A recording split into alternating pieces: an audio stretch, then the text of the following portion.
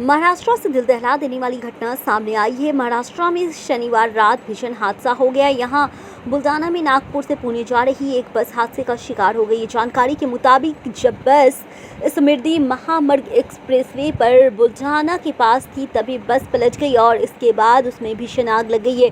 Buldhana police के deputy SP Baburao महामुनि के मुताबिक बस में 33 लोग सवार थे, जिसमें 25 लोग की जल के मौत हो गई है। वहीं अन्य लोग को अस्पताल में भर्ती कराया गया है। उधर बुल्डाना जिला कलेक्टर ने कहा है कि शवों की डीएनए जांच की जाएगी, जिसके बाद शवों के परिजनों को सौंप दिए जाएंगे। देखिए आज की खास रिपोर्ट में।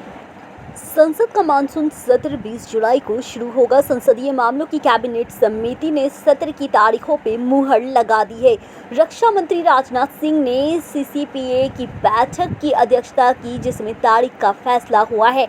मानसून सत्र में केंद्र की मोदी सरकार समान नागरिक संहिता यूसीसी को लेकर के बिल पेश कर सकती है। वहीं संसदीय कार्य मंत्री प्रहलाद जोशी ने ट्वीट करके लिखा है, संसद का मानसून सत्र 2023 आगामी 20 जुलाई से शुरू होकर के 11 अगस्त तक चलेगा।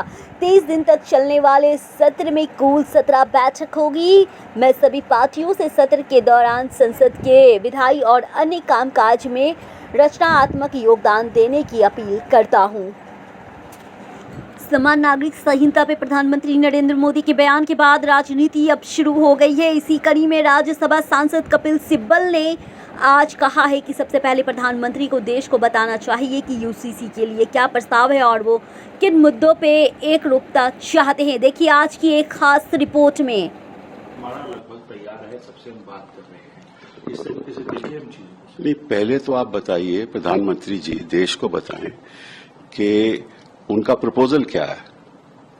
वो देश के सामने जो यूनिफॉर्म सिविल कोड की बात करते हैं, वो किस चीज पे यूनिफॉर्मिटी चाहते हैं एंड कौन सी सिविल बातों पे सहमति चाहते हैं, ठीक है ना, एक रूपता चाहते हैं।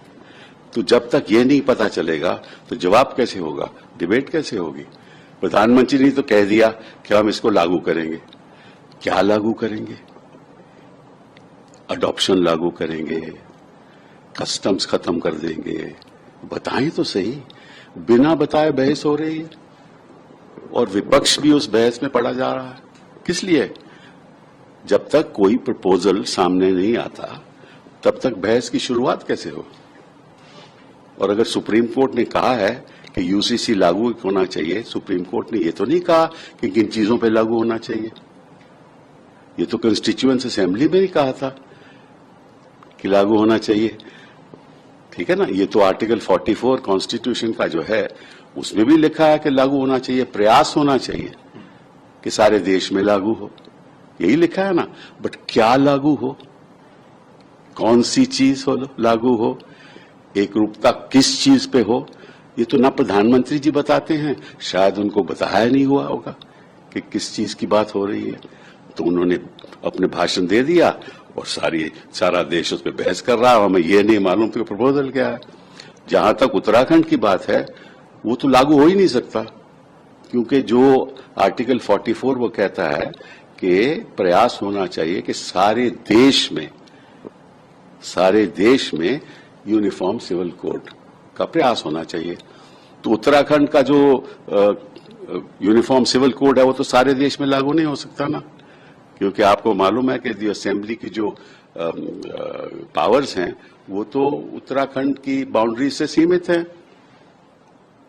तो वो कोड तो लागू मध्य प्रदेश में नहीं हो सकता ना वो लागू केरला में हो सकता है। तो वो यूनिफॉर्म सिविल कोड कैसे हुआ?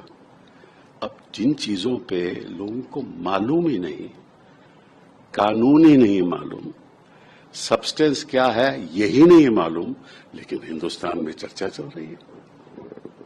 सर, लेकिन आप किस तरीके से देखते हैं